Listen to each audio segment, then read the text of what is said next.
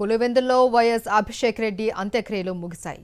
అంతిమయాత్రలో YS Jagan, MP Avinash Reddy, ఇతర కుటుంబ సభ్యులు పాల్గొన్నారు.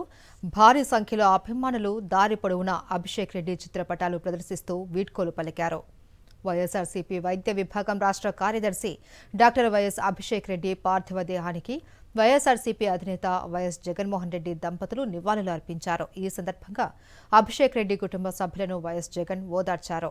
వైఎస్ జగన్మోహన్ రెడ్డి పెదనాన్న వైఎస్ ప్రకాష్ రెడ్డికి మనవడవుతారు అభిషేక్. అయితే కొద్ది రోజులుగా డెంగీ జ్వరంతో అభిషేక్ బాధపడుతున్నారు. ఈ క్రమంలో హైదరాబాద్లోని ఓ ఆసుపత్రిలో చికిత్స పొందుతూ శుక్రవారం మృతి చెందారు. అంతకుముందు పులివెందుల్లోని స్వగృహంలో అభిషేక్ రెడ్డి పార్థివ దేహాన్ని ప్రజల సందర్శనార్థం ఉంచారు. పెద్ద ఎత్తున కార్యకర్తలు, అభిమానులు పులివెందులకు తరలివచ్చి ఆయనకు నివాళులు అర్పించారు. అభిషేక్కు భార్య, 2 పిల్లలు ఉన్నారు.